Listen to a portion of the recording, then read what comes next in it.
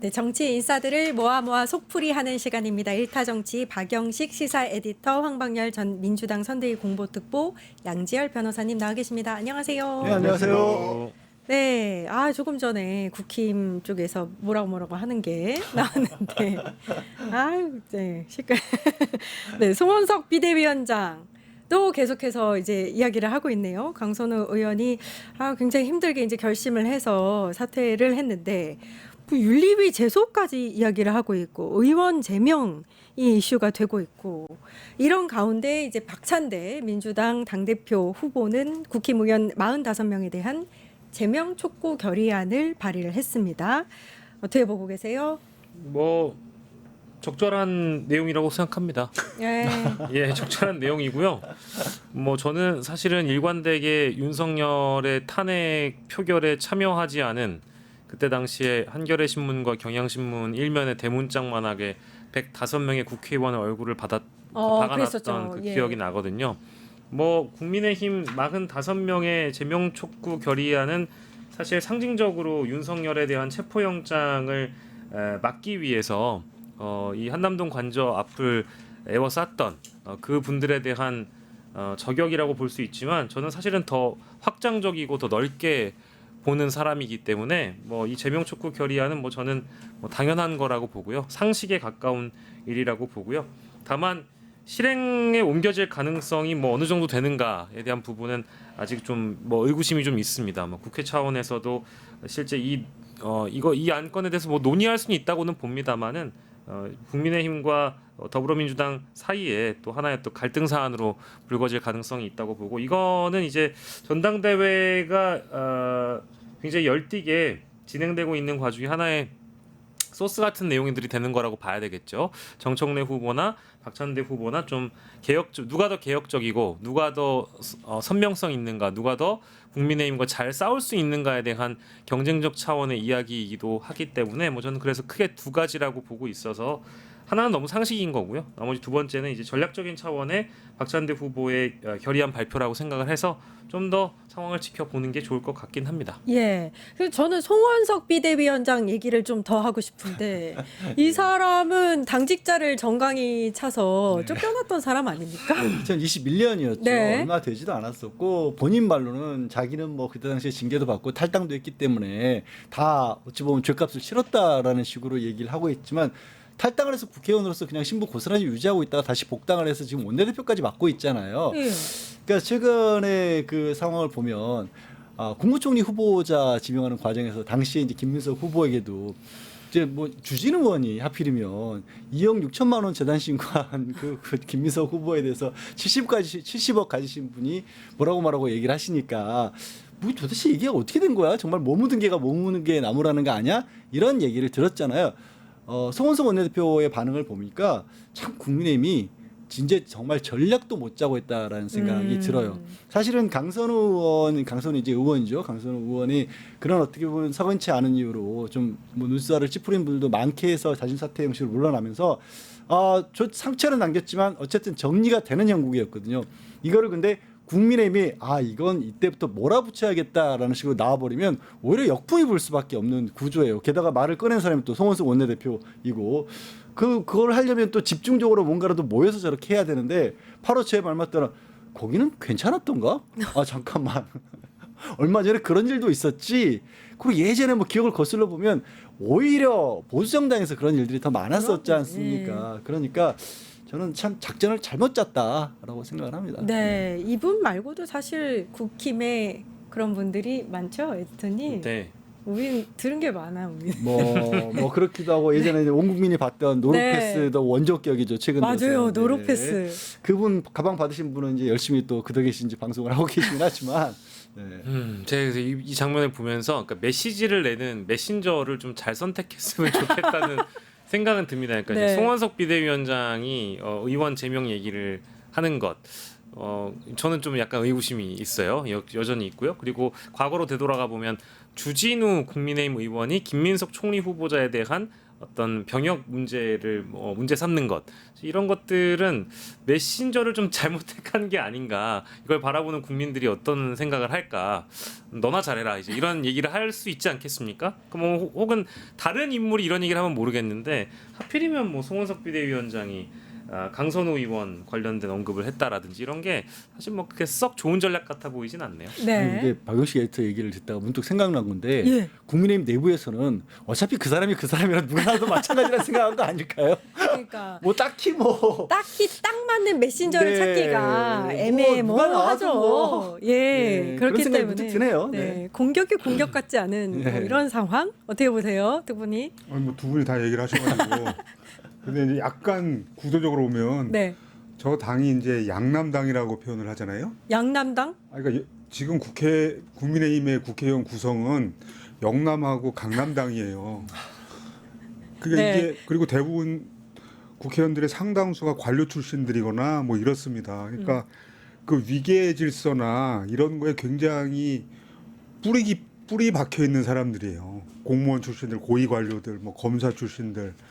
그러니까 지금 공격하는 사람이 다른 사람도 아니고 뭐 송원석 의원 같은 장면 이건 이 양반은 실제로 정강이를 발로 걷어차기 때문에 폭행을 한 거잖아요. 네, 폭행한 사람이 나와가지고 그 공격을 하니까 그러니까. 강선 의원을 공격하니까 너나 잘하세요 뭐 이런 얘기를 당연히 생각나게 되잖아요. 예. 근데 이게 이 당은 지금 구조적인 문제에 있는 거죠. 지금 하필이면 저 사람이 송원석 의원이 저 원내대표 겸 비대위원장으로서 이제 주포 마이크를 잡아야 되는데 네, 당사자가 본인이 훨씬 심한 짓을 한 사람이기 때문에 그러니까 지금 구조적으로 양남당이라는 한계 이런 게 나타나는 현상 중에 하나라고 봐야 되겠죠. 아, 그러니까 좀 안 됐어 국힘 17% 나왔잖아요 지지율. 그러니까 이제 혐의라고 해야 될까요? 이 내란 선전선동 혐의이기도 하고 공무집행 방해 혐의라고도 볼 수 있는 이런 국민의힘 의원들의 조직적인 체포영장 집행 방해 혐의가 뭐 물론 실제 물리적으로 뭘 어떻게 했다는 게 아니라 거기에 한남동 관저 앞에 태극기와 성조기를 들고 나와 있던 여러 이제 윤 어게인을 외치는 이 지지자들을 사실상 동원했다라고 봐도 독려했다라고 봐도 무방한 그런 조치 아니었습니까? 예. 45명이 한남동 관저에 갔다라는 것 그런 혐의를 보더라도 사실 제명에 대한 뭐 동의는 아마 대다수 국민들이 하실 거고 사실은 뭐 또 이 이전에 국회의원 제명권은 이준석 의원의 젓가락 발언 때문에라도 60만 명이 넘는 국민들이 이미 제명 청원에 동의를 해줬단 말이에요. 윤리위 구성도 여전히 국회에서 못 하고 있는 와중에 국회의원 제명이라는 게 쉽지 않다는 걸 많은 국민들이 알고 있지만 그 혐의의 중함 차원에서 우리가 보자면 국민의힘 45명에 대한 이분들에 대한 어떤 문제 제기는 뭐 저는 굉장히 합당하고 너무나 당연하고 상식적인 부분이라고 다시 한번 강조드리고 싶습니다. 네, 에디터님 말씀하셨는데 국회의원 제명이 사실 지금까지 한 번밖에 없었다고 해요. 쉬운 일은 아니잖아요. 그 한 번이라고 하는 게 김영삼 전 대통령 네. 때 80년대 일이에요. 네. 79년이에요. 그래서 정말 이게 뭐 대부분의 요즘의 국민들 유권자들 같은 경우는 뭐 그때 태어났나 싶을 정도의 시기에 있었던 일이고 그리고 지금과는 비교될 수 없을 만큼 엄혹했던 시절에 있었던 일 아니겠습니까? 그러니까 이런 걸 보면요. 지금 국민의힘이 이렇게까지 많이 떨어지는 걸 보면 일단 지금 45명 제명 얘기와 관련된 얘기도 이어지는데 내란에 관련해서 책임을 지는 그런 모습이 전혀 안 보여요. 수습을 못하고 있어요. 무책임한 거죠. 그렇다고 해서 그 상황을 지금 지지율이 폭락하고 있고 지금 어찌 보면 그러면 45명까지 아니더라도 좀 국민의힘도 수사도 받아야 되는 상황이기도 하고 그리고 그 상황에서 그러면 어떻게 앞으로 이 국민의힘이라는 당을 추스려 나갈 것인가 대책이 안 보여요. 무대책이에요. 그러니까 무책임하고 무대책이니까 무능력한까지 연결이 되지 않습니까? 그러니까 사실 17%가 나오려면 전통적인 보수 지지자들마저 등을 돌렸다라는 얘기밖에 안 되잖아요. 예. 그 보수 지지자들 입장에서 봤었을 때도 우리가 국민의힘에게 힘을 실어줄 수 없겠다 이제는 판단이 나온 거예요. 그러니까 무대책, 무책임, 무능력이 다 보이고 있는 거예요. 거기서 17%였어요. 더 반등을 어떤 여지도 못 찾겠어요. 아마 아까 말씀드린 것처럼 이때다 하고 뭐 지금 민주당의 일부를 뭐 실점이다 싶어서 이렇게 좀 공격을 하는지 모르겠지만 그게 공격으로 먹히지도 않잖아요. 아까 말씀드린 것처럼. 그러니까 이게 뭐 징계 요구서가 제출이 되고 나서 윤리위원회가 일단 열려야 되는 것이고 구성을 해야 되잖아요. 그 다음에 본회의로 넘어가서 재석 의원 이제 재적 의원 200명 이제 3분의 2가 통과를 3분의 2다 보니까 민주당 스스로는 안 되잖아요. 그러니까 저는 어차피 불가능한 것으로 다들 인지하고 계신다면 저는 이참에 뭐 자신 있다면 국민의힘 쪽에서 민주당 강선우 의원 제명안을 한번 해보고 싶다라면 본인들 45명 건도 받고 개혁신당 이준석 의원 것도 받아가지고 그 이 모든 건에 대한 표결 절차를 한번 밟아보시죠. 어떤 결과가 나오는지. 해볼까요? 자신 있으면 해보자 이겁니다. 자신 있어? 예, 그러니까 저는 이제 이게 재적 의원 3분의 2라는 게 200명 그 300명이 다 왔을 때 200명 이상이 돼야 된다는 얘기잖아요. 이제 이런 것 때문에라도 정치적인 어떤 선언으로 보이긴 합니다만은 국민들의 어떤 상식이나 합리 차원에서 그 보자면 그 선을 넘어간 행위를 한 사람들에 대해서만큼은 사실상 정치적인 제명이 필요하다라는 건 다 동의하실 겁니다. 네. 이게 아까 진행님 얘기하신 대로 우리 헌정사 딱 한 번 김영삼 그러니까 1979년에 김영삼 신민당 총재를 박정희 유신 독재에서 제명한 거였거든요. 근데 그 사건을 계기로 해서 부마 항쟁이 일어나면서 이게 박정희 정권 몰락의 직접적인 기폭제가 된 사건 중에 하나입니다. 그래서 그 의원을 제명한다는 게 굉장히 큰 문제인데 지금 이게 언뜻 들으면 국회의원을 45명이나 제명한다. 이게 이제 안 와닿는 얘기인데 근데 이 의견을 이제 민주당 당대표 선거 과정에 있는 박찬대 의원이 얘기했는데 정청래 의원은 이 얘기는 안 하고 있지 않습니까? 네.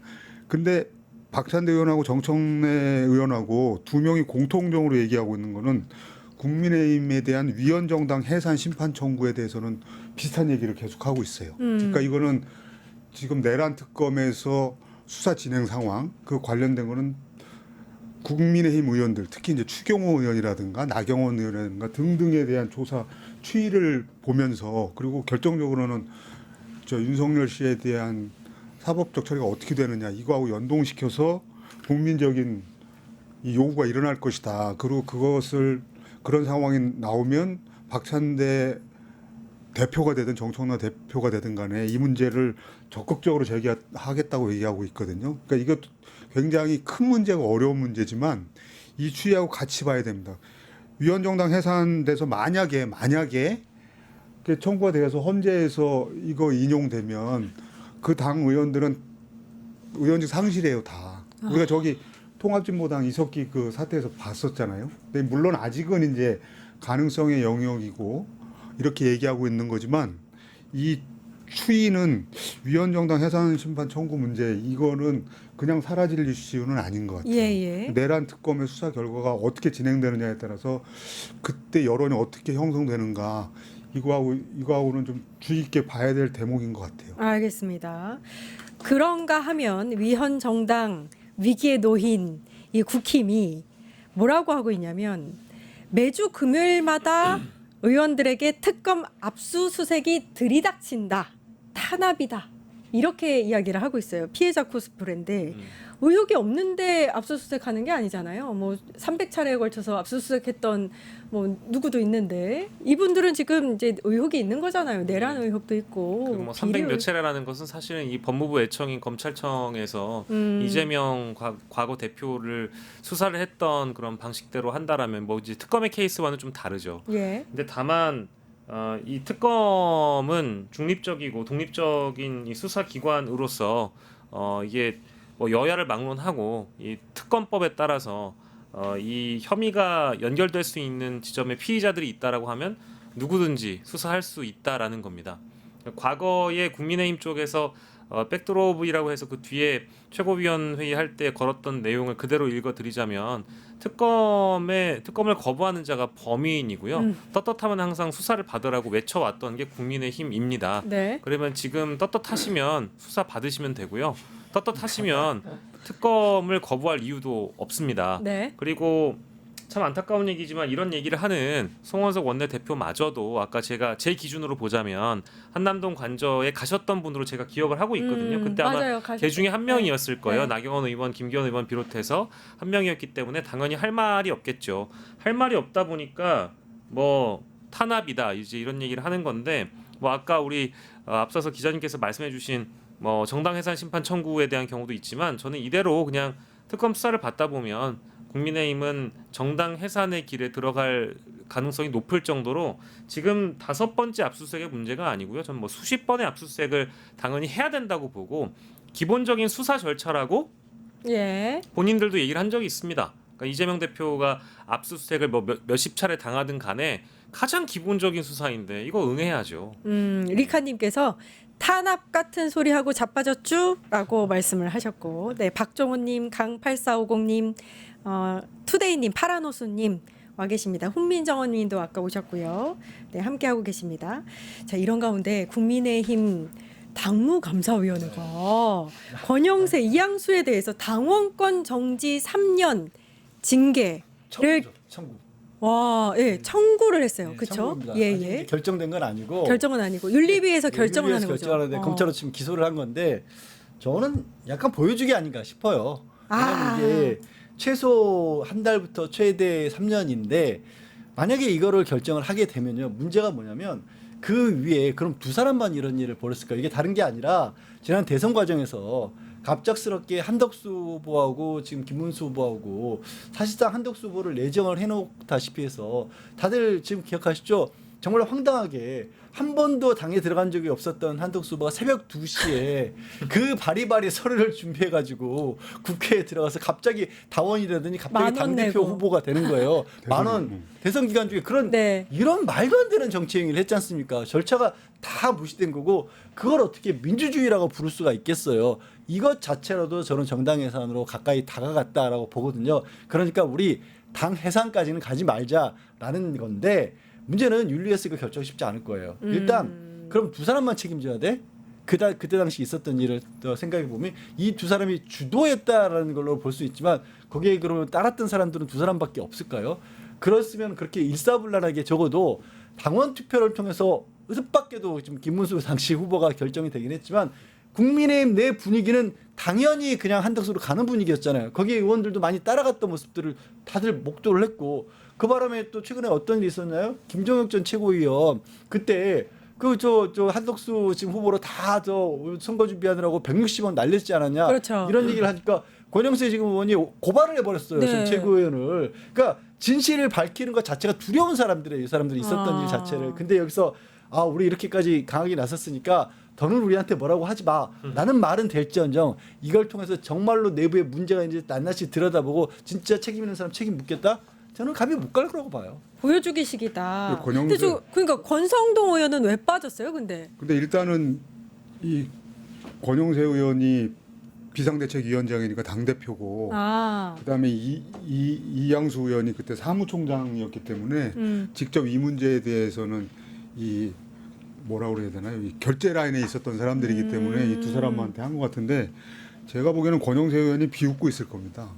지금 윤리위원장이 여상원이라는 전 판사인데 권영세 비대위원장이 임명한 윤리위원장이에요. 근데 권영세 의원의 서울법대 77학번 동기예요.